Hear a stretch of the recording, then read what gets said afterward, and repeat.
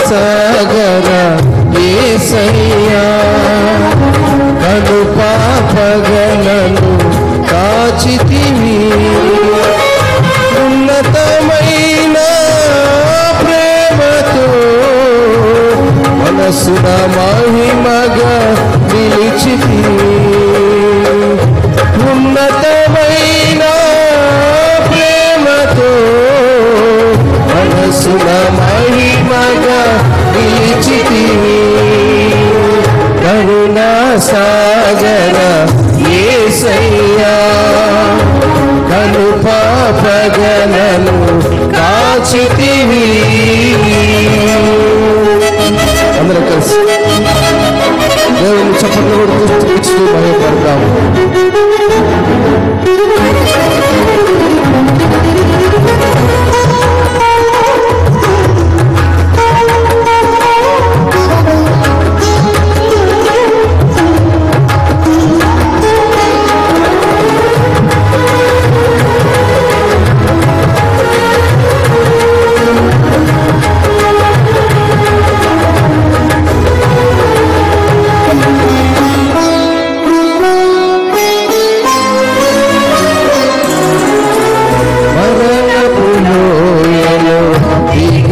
చందగా భయము నుండి నిన్ను చూచి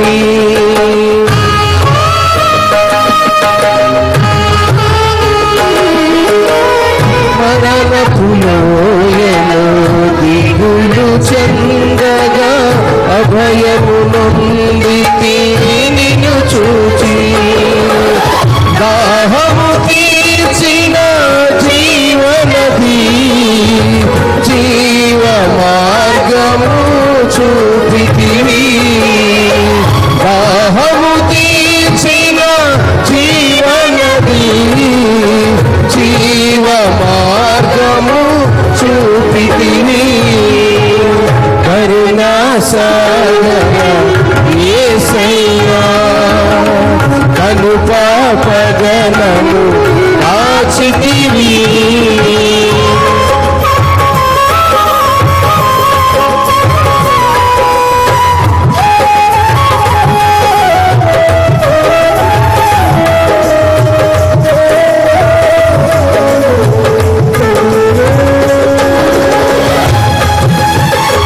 యోగ్యత లేని పాత్రలుగా ఉన్నది శాశ్వతమైన ప్రేమ కలిగి ప్రేమలో ఒకేటువంటి కృపను పొందుతున్నాను.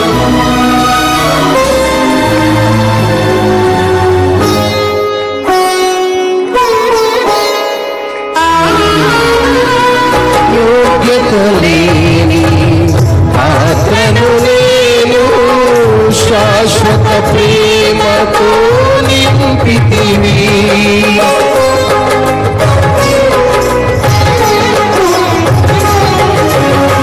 యోగ్యత లేని పాత్రను నేను శాశ్వత ప్రేమతో నింపితివి ఒదిగితివి నీ కౌగిలిలో ఓదార్చితివి వాక్యముతో ఒదిగితివి నీ కౌగిలిలో ఓదార్చితివి వాక్యముతో కరుణా సాగర యేసయ్యా కను పాపగలను కాచితివి అక్షయ శాశ్వతమునే పొందుకుంటూ సర్వసత్యమును నడిపించి సంపూర్ణ పరిచయ యేసులతో ప్రేమలో చేర్చే కృపను మాకు దయచేయ.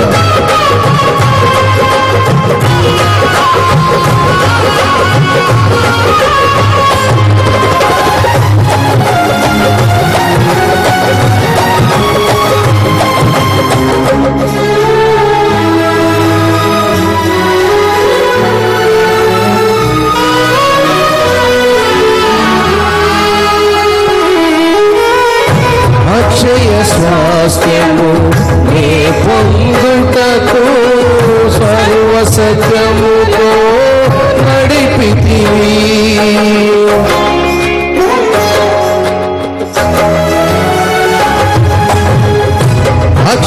స్వాస్థ్యము నీ పొందుటకు సర్వసత్యములో నడిపితివి.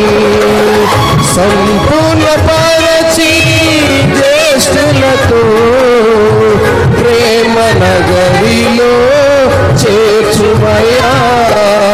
సంపూర్ణ పరచి జ్యేష్ఠులతో ప్రేమ నగరిలో చేర్చుమయ్యా.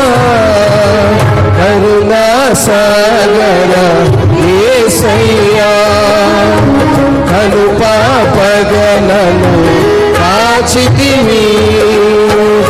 ఉన్నతమైన ప్రేమతో మనసున మహిమగా నిలిచితివి.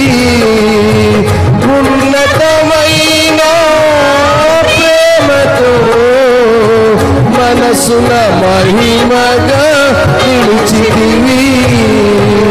కరుణా సాగర యేసయ్యా, కను పాపగలను కాచితివి.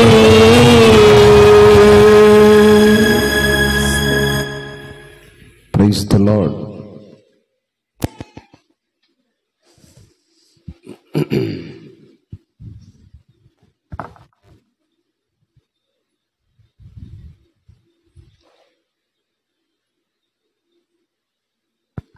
మంచిది. దేవుని మహాకృపలో ఈనాటి పరిశుద్ధ దినపు శ్రేష్టమైన ఘనమైన సమయాల్లో దేవుడు మనల్ని ఇంతవరకు తన అపారమైన ప్రేమలో కీర్తనలు పాడి ఘనపరిచేటువంటి ఉన్నతమైన కృపను మనము పొందుకొని ఉన్నాం. ఈనాడు ప్రాముఖ్యముగా ప్రతిదినము ఏదొక విశిష్టమైన దినోత్సవము జరుగుతూనే ఉన్నాయి. ప్రతిదినము నానా విధములైనటువంటి దినోత్సవాలు, అది మరి అధికారికంగాను అనధికారికంగాను అనేకమైనటువంటి గొప్ప గొప్ప సమయాలను మనము మరి వింటూ ఉన్నాము. దినదినము అనుదినము ఏదో ఒక నూతనమైనటువంటి దినోత్సవాన్ని లేదా దినమును మనం కొనసాగిస్తూ ఉన్నాం. ఈనాడు విశేషంగా మదర్స్ డే అనేటువంటి దినము మరి ప్రపంచమంతా మరి జరుపుకుంటున్న, శుభాలు తెలుపుకుంటున్నటువంటి దినం. ఆ రీతిగా మరి ఈనాడు కూడా మన సంఘములో మరి మనలను కని పెంచి పెద్ద చేసిన తల్లిదండ్రులకు శుభాలు తెలియజేయటము నిజంగా గొప్ప భాగ్యము, గొప్ప ధన్యత. అట్టి కృపలో మనము కూడా సజీవులంగా ఉండి తల్లిని సన్మానించేటువంటి కృప కలిగిన మనమందరం కూడా ధన్యులమని తెలియజేస్తున్నాను.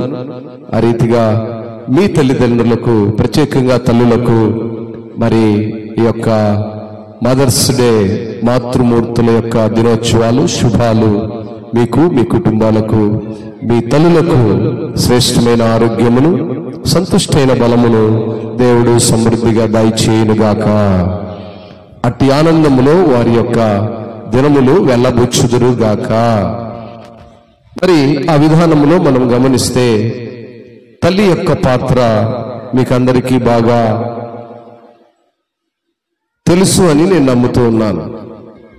ప్రతి స్త్రీ కూడా, స్త్రీ జన్మే ఒక విశిష్టమైనదిగా ఉంటే అందులో ప్రత్యేకముగా తల్లి పాత్ర మరి గొప్పదిగాను, ఒక బిడ్డకు జన్మనివ్వటానికి ఆ తల్లి యొక్క తపన, ఆ తల్లి యొక్క వేదన, ఆ తల్లి యొక్క కృషి, ఇది వెలపెట్టి కొనలేనటువంటిది. గనుకనే తల్లులకి శుభాలు లేదా వారు సంతుష్టైన ఆరోగ్యముతో, బలముతో ఉండాలని వారిని సన్మానించటము అది ధర్మమే. ఎలా ధర్మము అని నేను చాలాసేపు గ్రంథాన్ని పరిశీలిస్తున్నప్పుడు ఇక్కడ నాకు ప్రాముఖ్యంగా ఒక సంగతి అర్థమైంది. తల్లి, తండ్రి లేదా తండ్రులు, తల్లులు అని పిలువరు. తల్లి తండ్రి. మొదట తల్లికే ప్రథమ స్థానం ఇవ్వబడింది. ఎక్కడ చూసినా తల్లిదండ్రులు అంటారు కానీ తండ్రి తల్లి అని సహజంగా పిలవడం అనేది కష్టమైన పదము. చాలా ఈ మధ్య కాలంలో కొన్ని వక్తల యొక్క ఉద్దేశాలు కూడా విన్నప్పుడు తల్లిదండ్రుల యొక్క పాత్ర, తల్లికి ప్రథమ స్థానం ఇచ్చాడు. తల్లిని అంటిపట్టుకునే తండ్రి ఉండే విధానాన్ని కూడా నేను గమనిస్తూ వచ్చాను. గ్రంథంలో ఈరోజు నేను కేవలము తల్లిని గురించే మాట్లాడాలని, పరిశుద్ధ గ్రంథములో తల్లి వరకు మాత్రమే ప్రత్యేకంగా ఏమన్నా రాశాడా అనే విషయాన్ని గమనిస్తే, యేసు ప్రభువు వారు సిలువను మోస్తున్నప్పుడు యోహాను గారికి తల్లిని అప్పగించారు. అలాంటి సందర్భాల్లో తప్ప వివరముగా ఓపెన్గా కేవలము తల్లిని గురించి మాట్లాడిన సందర్భాలు గ్రంథంలో ఎక్కడ కూడా కనిపించలేదు. తల్లికి ప్రత్యేకమైన పాత్ర. అది తల్లి ఒక స్త్రీ తల్లిగా, కూతురుగా, కోడలుగా, అత్తగా, ఏమండి ఇంకా ఏమున్నాయి మీ పాత్రలు? ఇంకా ఇల్లాలుగా అంటే పెళ్ళైతే ఇల్లాలే అవుతుందిగా. ఇంకా ఈ పాత్రలన్నిటిలో ఒకే పాత్ర, ఒక స్త్రీ అనే ఒకే పాత్ర ఇన్నిటిని మోస్తూ భరిస్తూ ఉంది. అందులో ప్రాముఖ్యమైనదిగా తల్లిని గురించి చెప్పుకోవాలి. తల్లిగా ఉన్నది స్త్రీనే, అత్తగా ఉన్నది స్త్రీనే. ఈ స్త్రీని గురించి చెప్పుకున్నప్పుడు తల్లిగా ఉన్నటువంటి స్త్రీ అత్తగా వచ్చేసరికి ప్రమోషన్ వచ్చేస్తుంది, సీఎం ప్రమోషన్ వస్తుంది. తల్లిగా ఉన్నటువంటి స్త్రీ ఏమండి అత్తగా వచ్చేసరికి ప్రమోషన్ వస్తుంది. మళ్ళీ కూతురుగా ఉంటే మాత్రం ప్రమోషన్ లేవు. కూతురుగా ఉందనుకోండి, ఆమె ప్రమోషన్ ఏంటి? ఒదిగి ఉండటం. అత్తగా ఉంటే ఏంటి పరిస్థితి? గొప్ప అయిపోయింది. అప్పుడు ఒదిగి ఉండటానికి వీల్లేదు. గనుక స్త్రీ ప్రాముఖ్యంగా గమనించవలసిన మొదటి విషయం ఏంటంటే, స్త్రీలో తల్లికున్న లక్షణాలు ఉండాలి. పాత్ర ఏదైనా, నువ్వు కోడలిగా ఉన్నా, అత్తగా ఉన్నా, తల్లిగా ఉన్నా, కుమార్తెగా ఉన్నా, మొదట నువ్వు స్త్రీ. ఆ స్త్రీకునే గొప్ప లక్షణాలు మనం గ్రంథంలో చాలా చూస్తాం.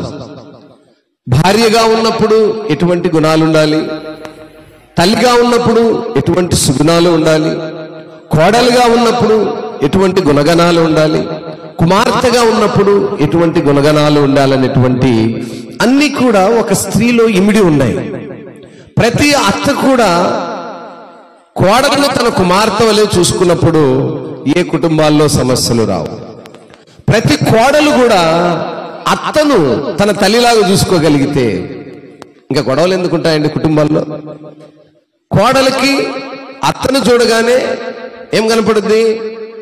లైన్ కనపడుద్ది. కోడలికి అత్తను చూడగానే, అత్తకు కోడలు చూడగానే సేమ్, ఎక్కడేం తగ్గేది లేదు. తల్లికి కూతురును చూడగానే క్యాట్ కనపడుద్ది. ఏం కనపడుద్ది? పిల్లి కనపడుద్ది. అత్త కూతురు తల్లి కూతురు చూడగానే పిల్లిలాగా ఒదిగిపోద్ది. ఈ పాత్రలన్నీ ఎవరికాడున్నాయి? అమ్మ, తల్లి, మాతృమూర్తి. ఎన్ని పేర్లండి, ఎన్ని విశిష్టమైన పేర్లు. నిజంగా స్త్రీకి ఉన్నటువంటి గుణగణాలు. అయితే ఇందులో నేను గమనించిన, మీకు చెప్పదలసిన ప్రాముఖ్యమైన సందర్భం ఏంటంటే, గ్రంథంలో ఎక్కడ గమనించినా కూడా తల్లికి తండ్రిని అటాచ్ చేసి ఉన్నాడు. భార్య భర్తలు అనేటువంటి బాంధవ్యాన్ని ఏ రీతిగా దేవుడు సమకూర్చాడో, తల్లిని వేడి చేసి ఎక్కడ చూపించలేదు.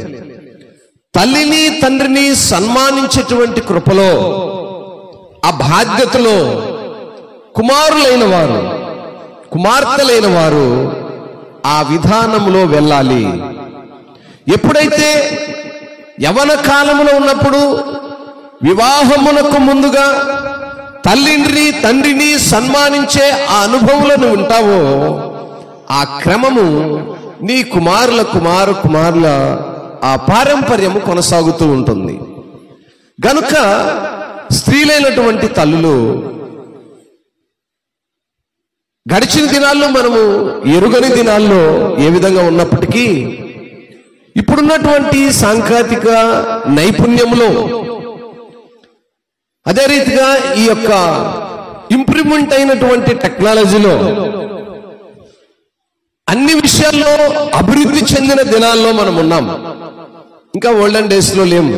చాలా మనము ఏమై ఉన్నాము, బాగా ఇంప్రూవ్మెంట్ అయి ఉన్నాము. సాంకేతికముగా, శాస్త్రీయముగా అన్ని విషయాల్లో అభివృద్ధి పదములో ఉన్నాము.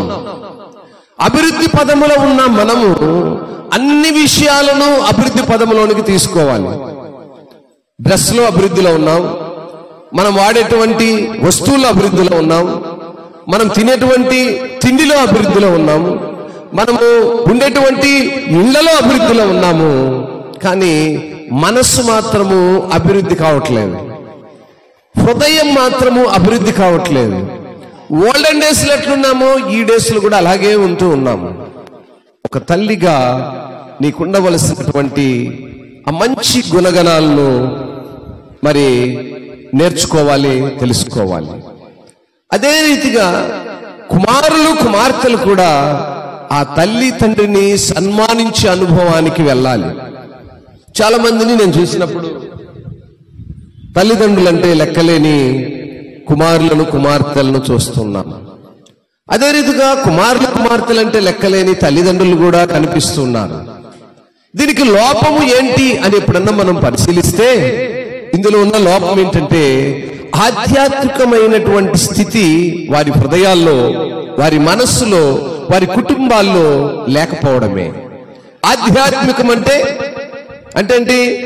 దేవుని భయము, దేవుని సన్నిధి, దేవుని సన్నిధికి నడిచే అనుభవము, పెద్దలను గౌరవించే అనుభవము, తల్లిదండ్రులకు లోబడే అనుభవము లోకంలో ఉన్న వారికి రాదండి. మీరు గమనించండి, ఎక్కడైనా లోకంలో ఉన్నవారు ఎప్పుడు కూడా తల్లిని సన్నిధిని గౌరవించడం కానీ సన్మానించడం కానీ జరగదు. ఎక్కడ జరగదు.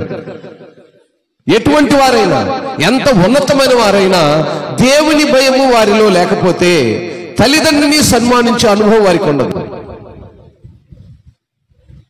ఆధ్యాత్మికమైనటువంటి ఆ నడక, నడిపింపు, ఆ భక్తి శ్రద్ధలు ఎప్పుడైతే ఉంటాయో తల్లిదండ్రులకు లోబడి పిల్లలుగా ఉంటారు. కనుకనే లేఖన భాగాల్లో ఒక 2-3 మాటలు చదివి మనము వాక్యాన్ని ముగించుకుందాము. నిర్గమకాండము 20వ అధ్యాయము 12వ వాక్యాన్ని చదువుదాము.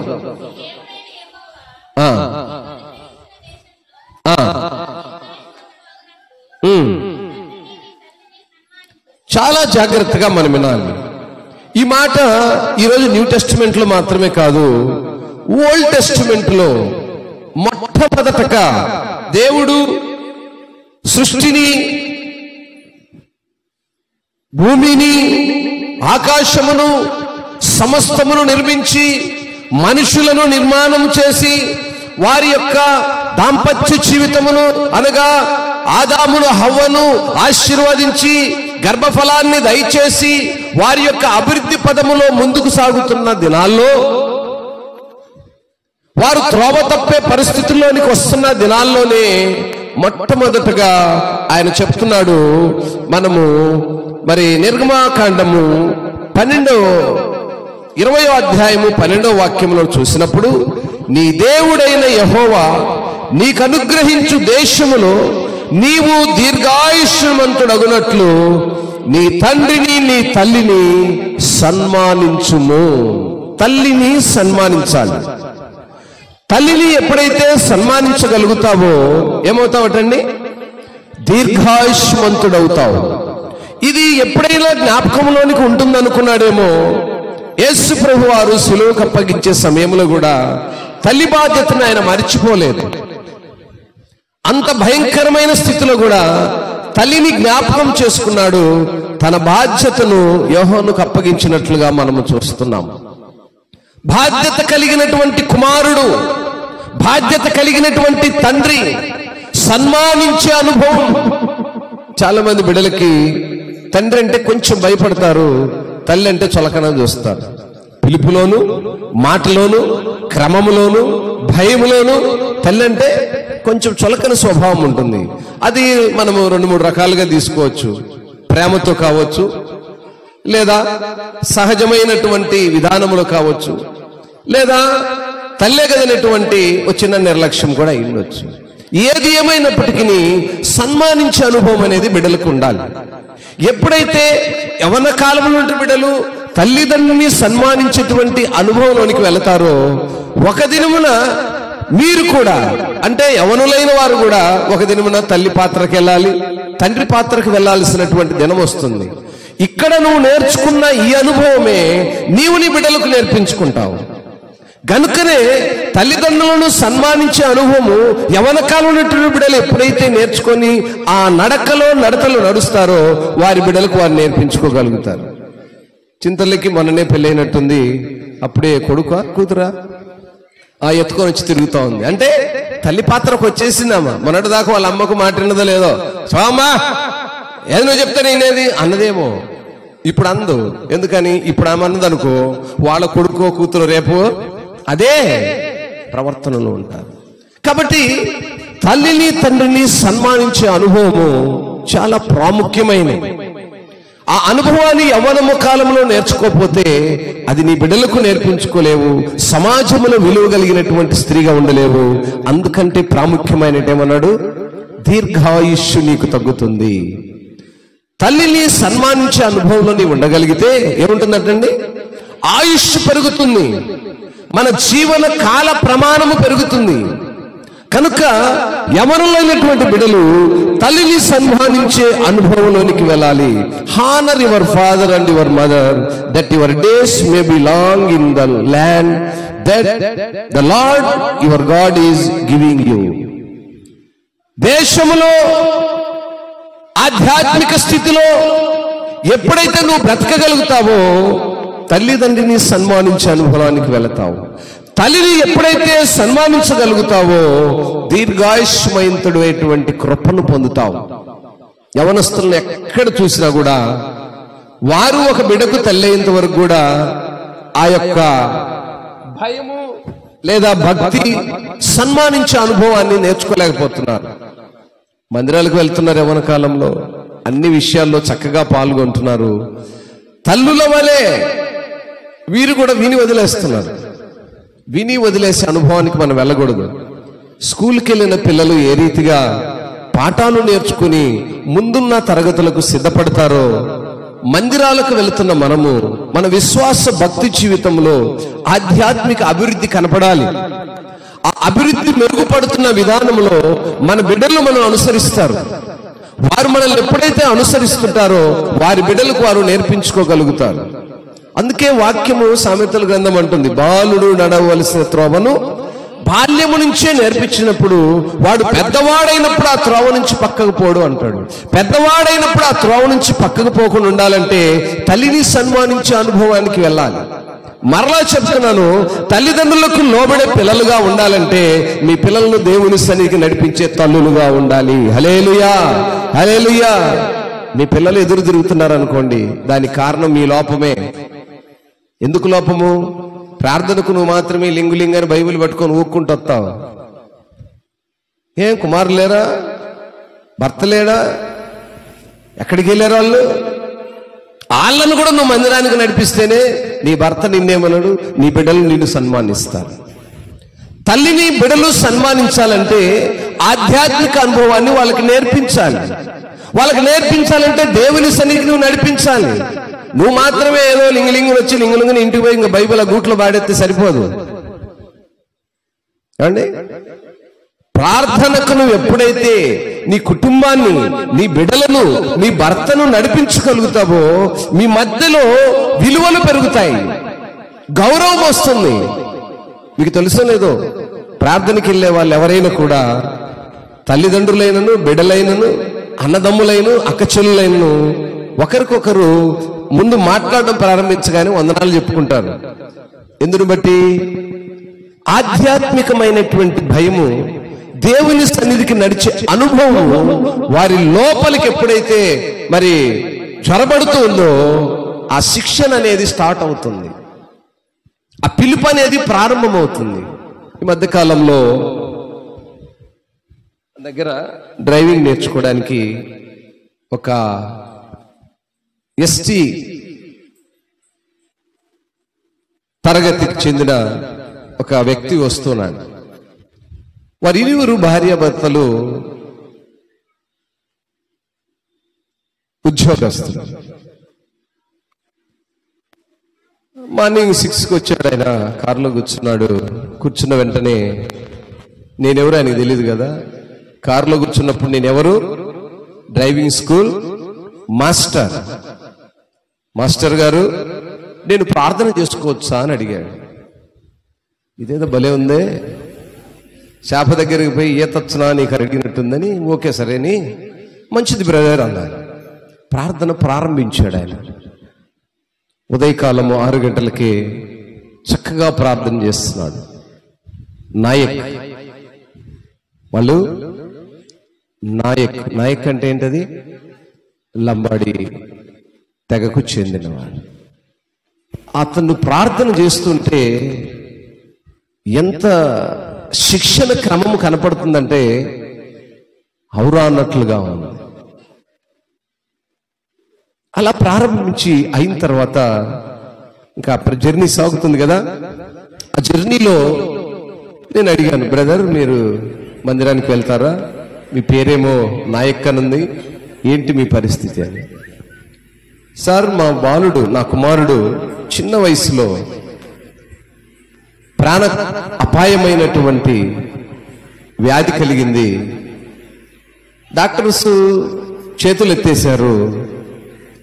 ఆ సమయంలో నేను ప్రార్థన చేసుకున్నాను, ప్రభువా ఈ బిడ్డను నువ్వు కాపాడితే నీ సన్నిధికి నేను నడుస్తానని. నా తీర్మానాన్ని దేవుడు స్థిరపరిచాడు. ఇప్పటికి 12 సంవత్సరాలైంది నేను తీర్మానం చేసుకొని.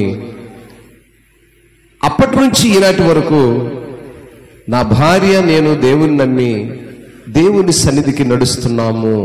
ప్రైజ్ ది లార్డ్, హల్లెలూయా. విశ్వాసి అంటే ఇలా ఉండాలి.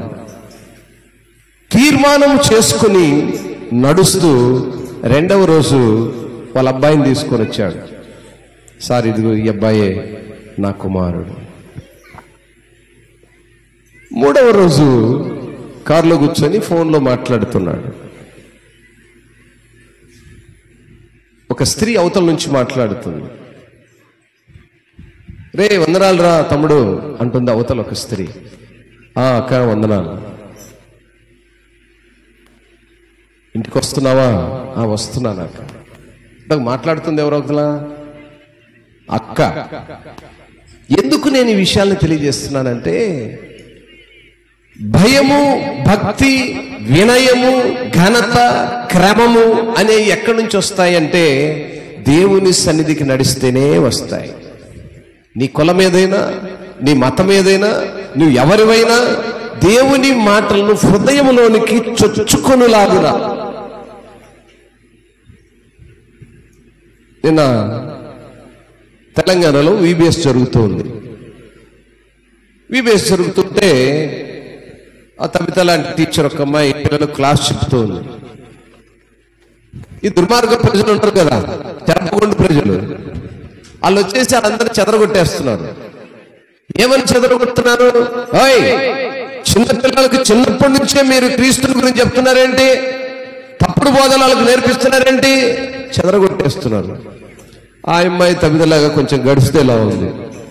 ఏం చేస్తారో చేసుకోండి, ఎవరు పిలుస్తారు? పోలీసులు పిలుస్తారు. మీరు పోలీసులను పిలుచుకొచ్చేదాకా నేనేంటంటే అలా అంటున్నారు. నువ్వు పిల్లలకి ఈ యేసుని గురించి చెప్పి వాళ్ళని పాడు చేస్తున్నావు.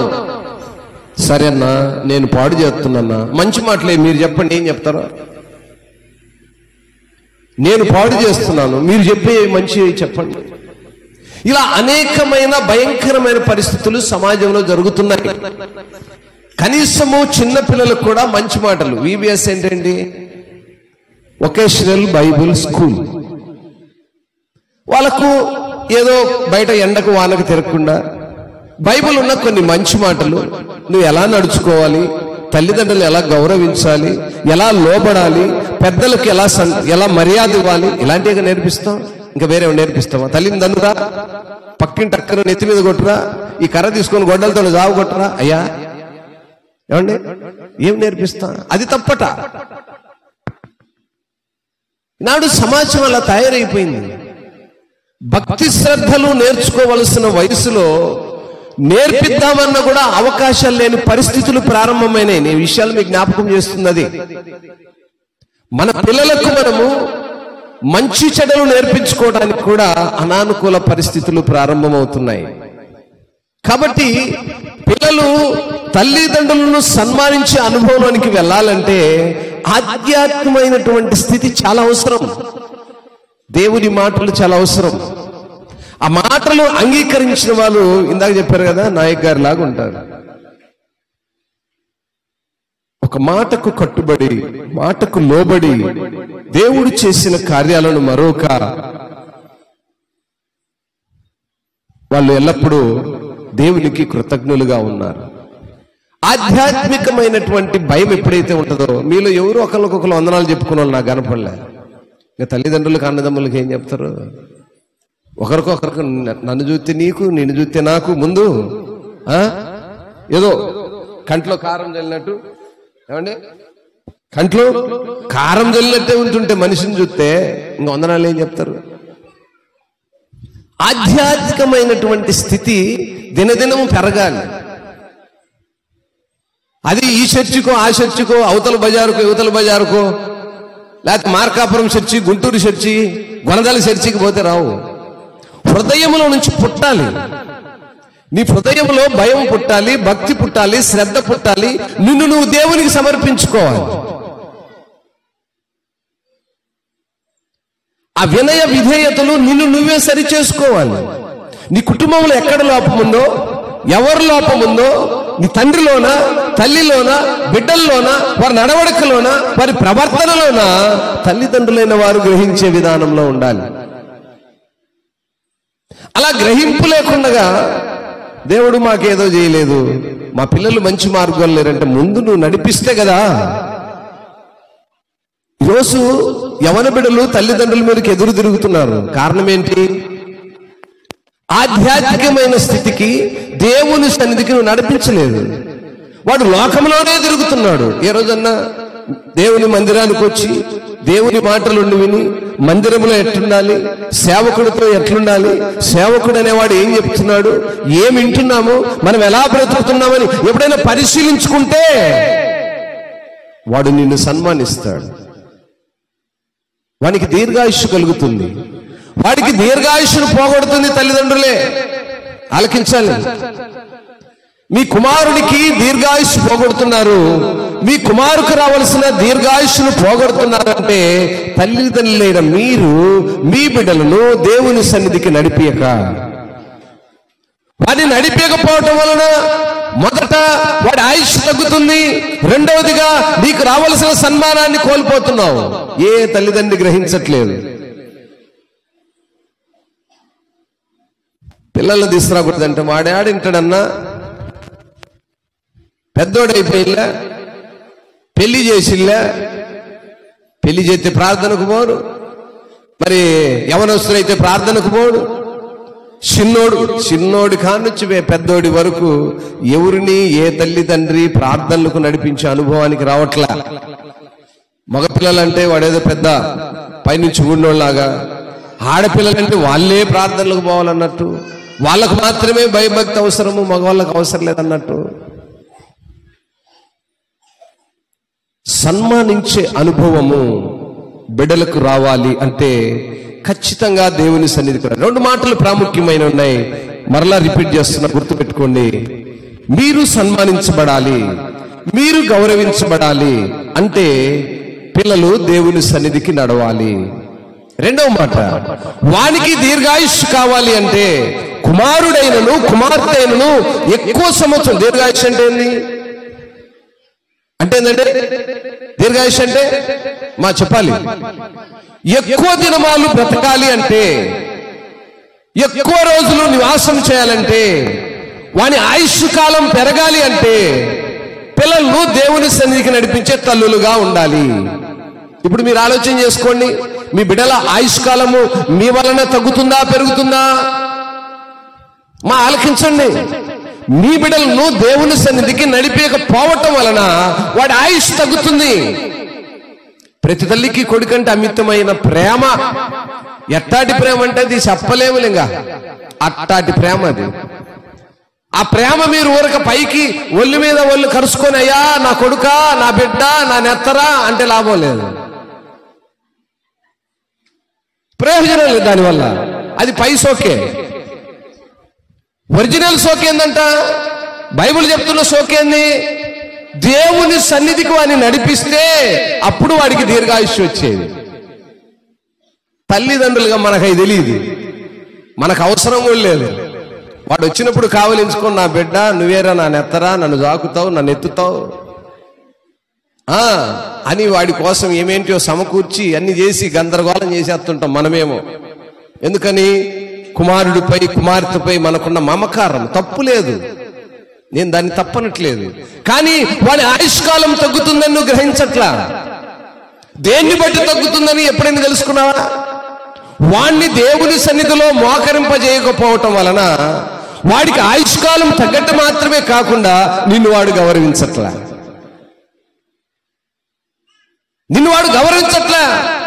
తల్లిగారు రే నాన్న అటు మోమాకరిటి వెళ్ళంటే అయితే ఏమైంది, పోతే ఏంది?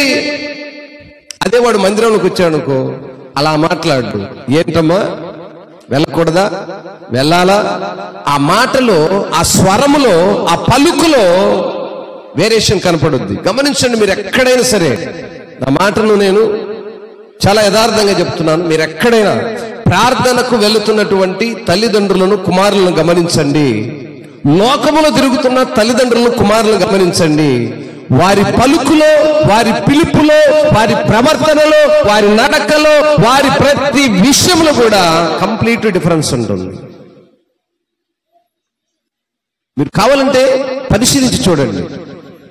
ప్రార్థనకి వెళ్ళే బిడ్డలకు, ప్రార్థనకు వెళ్ళని బిడ్డలకు నా మాట ఏంటంటే, నేను చెప్పుకొచ్చేది, తల్లులుగా మీరు సన్మానించబడాలి అంటే బిడ్డలు దేవుని సన్నిధికి నడిచేవారుగా ఉండాలి. ప్రతి తల్లి ఆ బిడ్డ ఆయుష్ ఆరోగ్యాలతో దీవించబడాలంటే ఆ బిడ్డలను ప్రార్థనకు నడిపించే తల్లులుగా ఉండాలి. వాడికి ఆయుష్ మాత్రమే కాకుండా నీవు ఘనత చెందిన దానవుగా ఉంటావు, నీవు ఘనత చెందిన వాడవుగా ఉంటావు. గనుక అట్టి కృపలో నడిపించటానికి ప్రయాసపడేటువంటి తల్లులుగా మనము ఉండవలసిన బాధ్యత మన పైన ఉన్నది.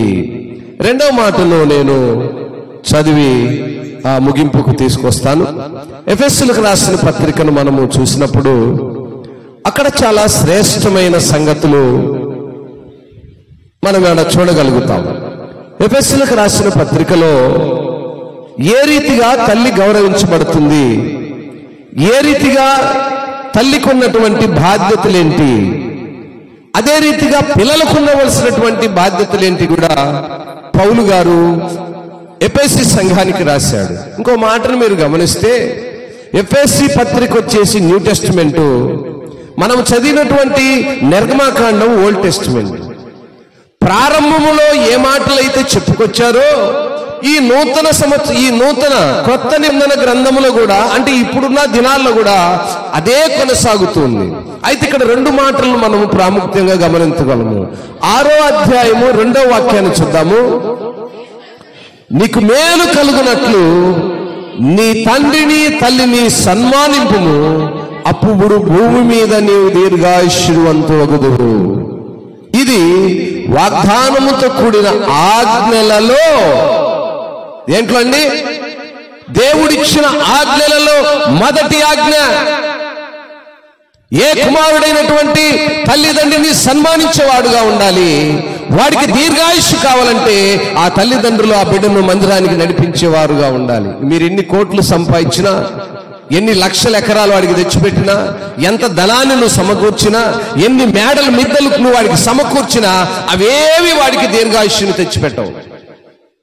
జాగ్రత్తగా ఆలకించండి. ప్రార్థనా జీవితం లేని కుమారుడు కుమార్తెకు దీర్ఘాయుష్ తగ్గుతుందని వాక్యం సెలవిస్తూ ఉంది. అది నువ్వు నేర్పించలేని సమయంలో నువ్వు ఎంత ధనము సమకూర్చినా వాడి ఆయుష్ తక్కువే.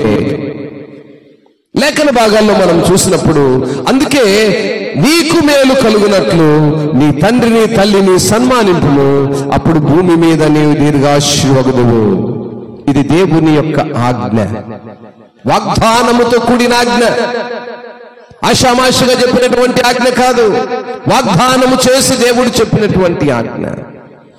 అంత మాత్రమే కాకుండా తల్లిదండ్రులు కూడా పిల్లలను జాగ్రత్తగా పెంచాలి.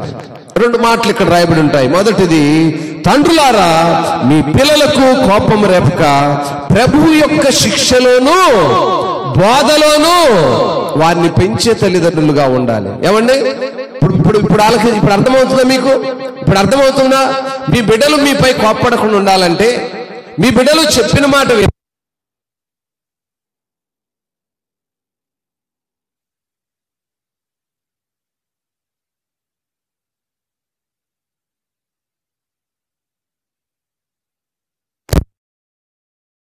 దేవుని యొక్క బోధకు దేవుని యొక్క శిక్షకు బిడ్డలు పెంచాలి అంటే వానికి కోపం రాకుండా ఉండాలంటే దేవుని సన్నిధికి నడిపియాలి. మీ పిల్లలు వాడు ఏ వయసు వాడైతే 16 ఏళ్ళ 20 ఏళ్ళ పెళ్లికి వచ్చినోడా పెళ్లి అయినోడా తర్వాత సంగతి. తల్లిగా తండ్రిగా మన బాధ్యత ఏంటంటే వాడిని దేవుని సన్నిధికి నడిపించినప్పుడు అప్పుడు వాడు ఎట్లా ఉంటాడట? ప్రభువు యొక్క శిక్షలో, అంటే దేవుని యొక్క భయములో ఉంటాడు, దేవుని బోధ వింటాడు, దేవుని మాటను ఆలకిస్తాడు. ఆ రీతిగా వాడు నడుచుకుంటాడు. అంటే వానిలో కోపము తగ్గిపోవాలి, అణిచివేయబడాలి అంటే ఆ కుమారుడు దేవుని సన్నిధికి నడిచే బిడ్డగా ఉండాలి.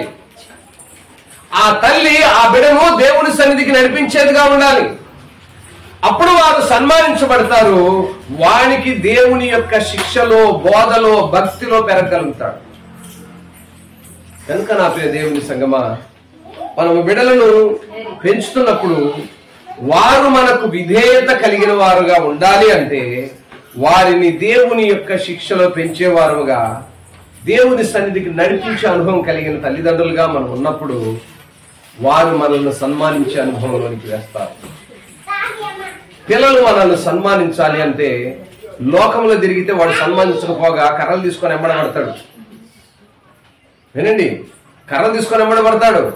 వాడు ఎప్పుడైతే దేవుని సన్నిధిలో దేవుని శిక్షలో దేవుని బోధలో పెంచే తల్లులుగా ఉంటారో మీరు సన్మానించడమే కాకుండా వారికి దీర్ఘాయుష్షు కలుగుతుంది. అట్టి కృపలో బిడ్డలను పెంచాలని దేవుడిచ్చినటువంటి శ్రేష్టమైన ఈ కృప, దేవుడిచ్చినటువంటి శ్రేష్టమైన భాగ్యము, తల్లిదండ్రులుగా మనం కేవలం బిడ్డలను కనడం మాత్రమే కాదు కానీ వారిని పెంచుతున్నప్పుడు దేవుని యొక్క శిక్షలో దేవుని బోధలో వారిని పెంచుతున్నామా? వారు ఆ రీతిగా పెరుగుతున్నారా? వాడు పెరిగి పెద్దవాడైనప్పుడు ఇప్పుడు ఏ శిక్ష ఏ బోధలో ఉంటాడో వాడు పెద్దవాడైనప్పుడు కూడా అదే బోధలో ఉంటాడు. సన్మానించబడే తల్లులుగా ఉండాలంటే దేవుని సన్నిధికి బిడ్డలను నడిపించే తల్లులుగా ఉండాలి. ఇంకా మనం చూసినట్టయితే కొలస్సీయులకు రాసిన పత్రిక 3వ అధ్యాయం 20వ వాక్యంలో కూడా ఇదే మాట రాయబడి ఉంటుంది. ఒక మాట చదవండి. పిల్లలారా అన్ని విషయములలో మీ తల్లిదండ్రుల మాట వినుడి, ఇది ప్రభువును బట్టి మెచ్చుకొనదగినది.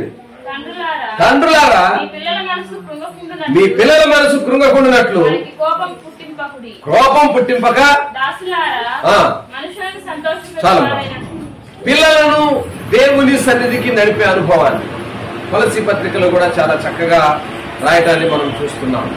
కనుక దేవుని యొక్క శిక్షలోను దేవుని యొక్క బోధలోను ఎప్పుడైతే మనం బిడ్డలను పెంచే తల్లులుగా ఉంటామో ఆ బిడ్డలు మరి సన్మానించేటువంటి బిడ్డలుగా ఉంటారు. అట్టి కృపలో అట్టి ఆశీర్వాదం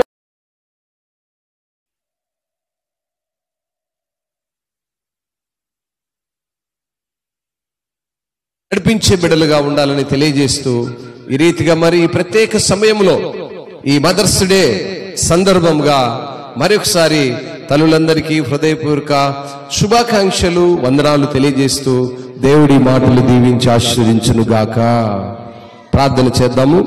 పరిశుద్ధుడా, జీవం కలిగిన తండ్రి, నీ ఘనమైన శ్రేష్టమైన పాదాలను బట్టి మీకు వందనాలు అయా. ఇదిగో ఈ సమయము ఉన్నతమైన సమయము, శ్రేష్టమైన సమయము, మీరు మాతో మాట్లాడిన మాటను బట్టి మేము ఆలకిస్తున్నాము.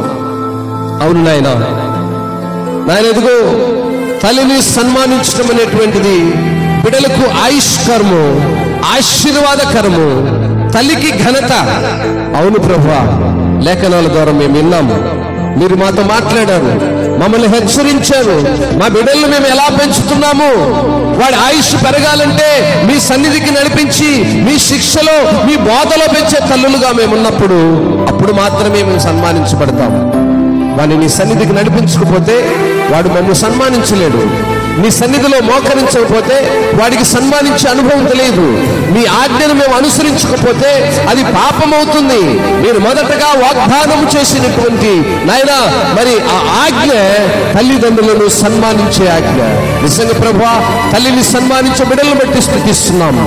ఈ మదర్స్ డే సందర్భంగా ఎంతమంది బిడ్డలైతే తల్లిని సన్మానిస్తున్నారో అట్టి వారందరినీ నాయనా నీ కృపలో జ్ఞాపకం చేసుకోండి. తల్లిని సన్మానించలేక ఎదురు తిరిగే బిడ్డలుగా ఉన్నారో అట్టి వారెల్లరూ మీ శిక్షలో మీ బోధలో పెరగటానికి మీ సన్నిధికి నడిపించి మోకరించి మీ మాటల చేత ప్రభువా బలపరచబడి స్థిరపరచబడి ఆ రీతిగా నడుచుకునే కృపను దయచేయమని ప్రార్థిస్తున్నాము. నాయన ఈ వర్తమానంలో నాయన ఎంతమంది బిడ్డలైతే అట్టి తీర్మానంలో ఉన్నారు, ఎవరైతే ప్రభువా చురుకు స్వభావం కలిగిన వారై, సేవకుని మాటకు గద్దింపు కలిగిన వారై, సేవకుని మాటకు లోబడిన వారై, మీ చిత్తమునకు లోబడి మీ ఆజ్ఞలను గైకని పాపమును మోయక ఎవరైతే నడుచుకోవడానికి తీర్మానం కలిగి ఉన్నారో అట్టి తల్లులను జ్ఞాపకం చేసుకోండి. ఏ తల్లి అయితే తీర్మానం కలిగి నా బిడ్డలని సన్నిధికి నడిపించాలనుకుంటుందో అటు తల్లుల యొక్క ప్రార్థన ఆలకించండి. ఏ తల్లి అయితే తీర్మానం చేసుకొని వారి భర్తలని సన్నిధికి నడిపించాలనుకుంటుందో అటు తల్లులను జ్ఞాపకం చేసుకోండి. ఆయన నోరు తెరిచి మిమ్మల్ని అడిగే అనుభవాన్ని దయచి అడిగిన ప్రతి బిడ్డ ప్రభువా ఏమాత్రము తండ్రి సంకోచం లేకుండా వారు తృష్ణపడిన ఆశను తృప్తిపరిచే దేవుడు అని మేము నమ్ముతున్నాము. నాయన ప్రతి బిడ్డ యొక్క తృష్ణను జ్ఞాపకం చేసుకోండి, ఆశను ఫలపరచండి. ఈ రీతిగా ప్రభువా ఈ వర్తమానం ద్వారా మిమ్మల్ని హెచ్చరించిన ప్రతి మాటను బట్టి మిమ్మల్ని స్తుతిస్తూ ఉన్నాము. నాయన తల్లులను దీవించండి, వారికి మంచి దీర్ఘాయుష్ను దయచేయండి. వారి యొక్క ప్రార్థన జీవితాన్ని బట్టి వారికి కలిగినటువంటి బిడ్డల సంతానమును మీరు దీవించి ఆశీర్వదించి అధికమైన మేలుతో తృప్తిపరచమని ఈ యొక్క మధ్యాహ్న కాలపు నాయన దీవెనలతో నింపి పంపమని యేసే ఘనమైన నామములో ప్రార్థించి అడిగి వేడుకుంటున్నాము తండ్రి. ఆమేన్.